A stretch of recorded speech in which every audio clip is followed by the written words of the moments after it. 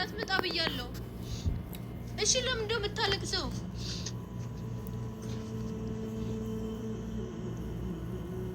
አታልቅስ።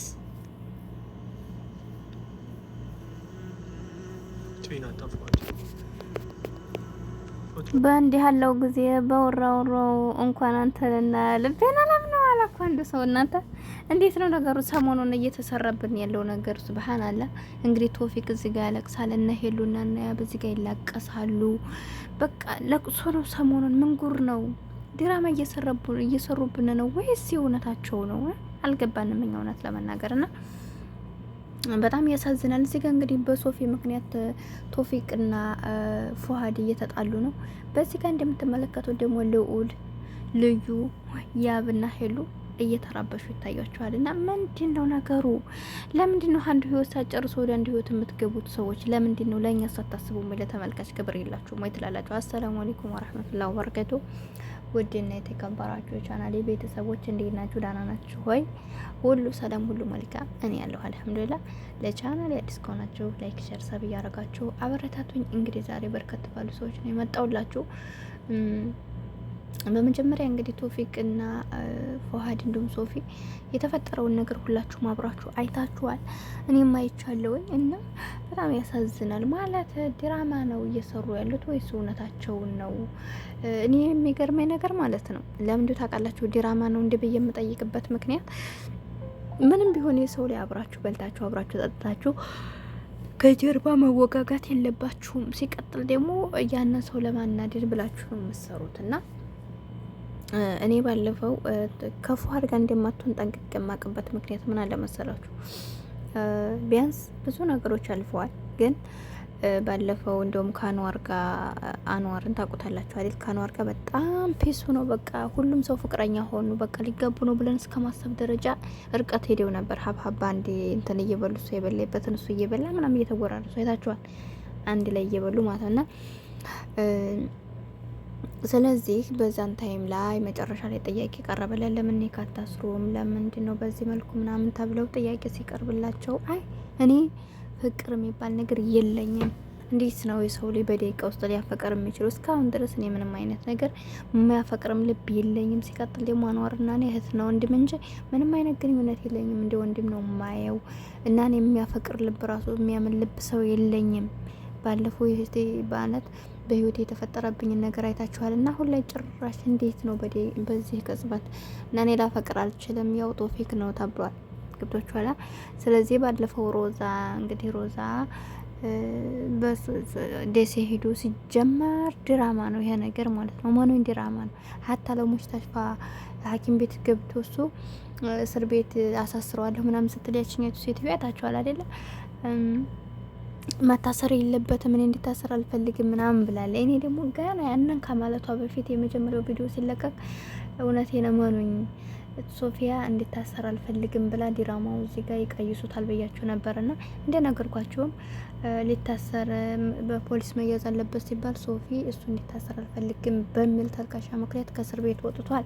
አሁን ላይ ደግሞ አይታችኋል እንግዲህ እንደማበድም እያደረገው ነው። ስታፈሩላ ነው እና በቃ ድራማ እየሰሩብን ነው እንጂ ቶፊቅና ሶፊ ይመለሳሉ በእርግጠኝነት ማለት ነው። ቢሆንም ግን እኔ ካየሁት አንጻር እንደዚህ ባለፈው ላይ አሁን እንደውም ወደ ውጭ ጓደኛለች ብሎ ሲል አንደበቱ ላይ ሲናገር የነበረው የእውነት ይመስላል እና ለሷ ያለው ቦታ ያን ያክል አይመስለኝም። በነገራችን ላይ ያን ያክል ነው ብዬ አላስብም በእውነቱ እንደው አንዳንድ ስሜቱን ሳይ ማለት ነው። አሁን ላይ ምናልባት እንግዲህ እሱን ለማናደድ ብላ ባስገባችሁ በፎፎ በዛ ምክንያት የለህ ነገር ይመስለኛል ሳስበው ማለት ነው። እና ሌላችሁ የምፈልገው ነገር እዚህ ቦታ ላይ ማንኛቸውም አንድ ህይወት ውስጥ በደንብ ሳጨርሱ ወደ ሌላ ህይወት ስገቡ ሰዎች እየተጣሉ ሰዎች እየተጋጩ ምናልባት እናንተ እንደ ቀልድ ሊሆን ይችላል የሚጃመሩት ነገር ግን ሰዎች እስከ መጋደል ደረጃ ህይወት እስከ መጣፋት ደረጃ ይሆናሉ። ቀልድ የሚባል ነገር ይሄ ፕራንክ የሚባል ነገር የሰው ህይወት ያጠፋል ማለት ነውና ባለፈው አይታችሁ ከሆነ እንትና ፍቅር እና ኢሳቅ ፕራንክ ለመስራት አሌክስን ማለት ነውና እንደዛ እነሱ ፕራንክ ነው። አሌክስ ግን የሚያውቀው ነገር የለም። ለተመልካች ማስረዳታለች ከትናንት ወዲያ። እንደውም ትናንትና ዛሬ አልመጡም እንጂ እንደውም አሌክስ ያለውን ነገር ሰምታችሁት ከሆነ በዚህ ልክ ርቀት አይከድም። የሰው ልጅ ፕራንክ አንድ ቀንም በደቂቃም በሰዓታትም ሊነገር ይገባል። ግን ፕራንክ ተብሎ እንደዚህ ርቀት መሄድ የለበትም። ርቀት በተጓዘ ቁጥር የሰው ልጅ ብገለው ወይ ቢገለኝ አስባችሁታና ከባድ ነው። እንደዚህ አይነት ነገር ምናምን ብሎ የተናገራቸው ነገሮች በጣም ትክክል ናቸው። እኔም በህይወት የምላቸው ነገሮች በቃ የሰው ልጅ ፕራንክ እንኳን ልታረጉ ብታስቡ ሸይጣን የሚያመጣ ነገር በነገራችን ላይ ፕራንክ አያስፈልግም። በተለይ እንደዚህ ከመጋደል ደረጃ ሴት ሆናችሁ ወንዶችን በሁለት ወንዶች መካከል የምታደርጉን ነገር በጣም ከባድ ነው እና ለምታረጉን ነገር ጥንቃቄ ብታደርጉ በኋላ ችግር ውስጥ እንዲያገቡ ህይወታችሁ አደጋ ላይ እንዳይገባ ማለት ነውና አሌክስን ሰምታችሁ ከሆነ እንግዲህ ይስሐቅን ደብድቦት ሐኪም ቤት ሁሉ ገብቶ ነበር አይደለም። ስለዚህ እስከዛ ድረስ ደረጃ እኔ ስደበድበው ያን ላይ ወይ ከታች ድንጋይ መቶት ቢሞት ወይ የሆነ ነገር አፍንጫውን ብዬንትን ብለው ብቻ በሆነ ነገር እኔ በሰራሁት ታይም ላይ ልጁ ሞቶ ቢሆን እናንተ ግን ፕራንክ ነው ያደረጋችሁት። ግን በዛ ልክ ብሎት አስረድቷታል። ተመልካችም ተምሮበታል። እና ልላችሁ የምፈልገው ልክ ነው እንደዚህ አይነት ነገሮች በቀልድ ብለው ህጻናቶች ሲጫወቱ አታውቁም? የብዙ ሰው ህይወት ይጣፋል። እንደዚህ ህጻናቶች አሁን በቀልድ እየተጫወት ነው ወይ ድንጋይ እየተወራውራችሁ ይሆናል ወይ ብቻ ብዙ ነገሮች ወይ እንደዚህ ግብግብ እየተያያዛችሁ እንደ ቀልድ ለጨዋታ ተብሎ ሲያዝ ግን ብዙ ነገሮች ይፈጠራሉ። ገባችሁ አይደለ? እስከ እጅ መቆረጥ ድረስ በስለታም ነገሮች አሁን ዝም ብለን እንጫወት በስተት ይቆርጡና እንቆራረጣልና እንደዚህ አይነት ነገር ፕራንክ ማለት በዛ ልክ ነውና ፕራንክ ማድረግ ከፈለጋችሁ አንዴ እንደነገርኳችሁ እንደዚህ በጣም የወጣ ነገር ባታደርጉ። በተለይ ሴት ሆናችሁ ወንዶና ሴቶች ወንድና ወንድን በአንድ ላይ ለማጋጨት ባትሞክሩ፣ ወንድ ሆናችሁ ሴትና ሴትን ለማጋጨት ባትሞክሩ ብዬ አስባለሁ። እንደውና እርግም ካላችሁ ደግሞ ግማሽ ሰዓት 15 ደቂቃ በቂ ነው። ከዛ በኋላ ያን ሰው ሊያውቃ ይገባል። ገባችሁ? ወደ ሌላ ነገር እንዳይገባ ሌላ መጥፎ ነገሮች እንዳይመጡ እንደዚህ አይነት ነገሮች ይገባል እንጂ ዝም ብላችሁ ፕራንክ ብላችሁ 3 ሰዓት 4 ሰዓት አረ ይሄ ሰዓታቱን ተውት። ቀናቶች በቃ ቀናቶች ይቆጠራሉ። ያን ሰው ጨጓራው ተልጦ በቃ አይምሮ ተበርዞ ክፉ መጥፎ ነገሮችን እያሰበ ባይምሮ ላይ ከዛ በኋላ ፕራንክ ነው ስትሉ ጨጓራው ከተላጠ ብዙ ነገሮችን ካሰበ በኋላ ብዙ ነገሮችን ካደረገ በኋላ እንዴት ነው የምታስቡት እናንተ? የድሮ ቦታ ነው ይመጣል ብላችሁ ታስባላችሁ? በመቀጠል እናንተስ ልክ ነው ብላችሁ የምታስቡት? በሶስተኛ ደግሞ እንደነገርኳችሁ ያንን ሰው አግኝቶ ቢመታው የሆነ ነገር ቢሆን በእናንተ ምክንያት አንድ ነገር ከሆነባችሁ እመኑኝ ከዚህ ከምሰርታችሁ የለቀቃሚ ብር ከሚመጣው በላይ ከምንም በላይ ይሄ ነገር ራሱ እናንተ ያንን ካገባችሁበት ሙሲባ ሊያወጣችሁ አይችልምና እንደዚህ አይነት ነገሮችን በጣም ያለፉ ባሰሩ ከሰራችሁም ደግሞ በቃ ደቂቃዎች ግማሽ ሰዓቶች ቢሆኑ ብዬላለሁኝ።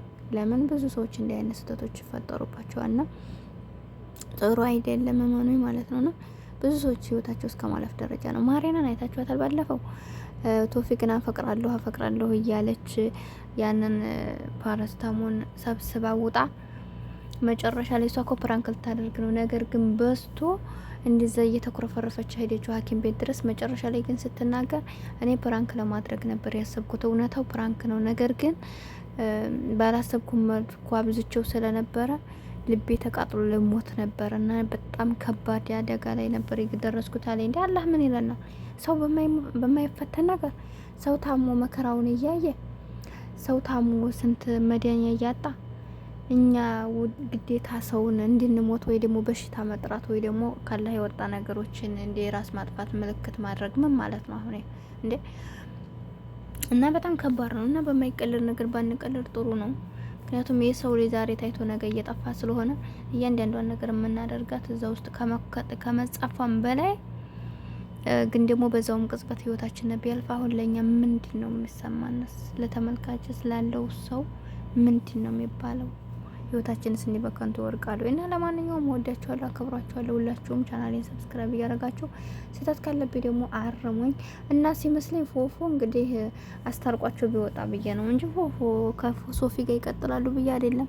ስለዚህ ልክ እንዲያኗር ዝም ብለው ነው ሲሰሩ የነበረው፣ ከጎን ሆኖ እየሰሩ ነው እንጂ ፎፎና ፉአድ በፍጹም እንትና አይሆኑም። እንዳልኳችሁ ጓደኝነት የሚባል ነገር አለ። አብሮ መውደት፣ አብሮ መጠጣት፣ እያንዳንዱ ነገር ብዙ ነገር አለ። ገባችሁ? ሲቀጥል ደግሞ ሶፊ የቤተሰብ ባል የተባለው በሱ ነው። የቤተሰብ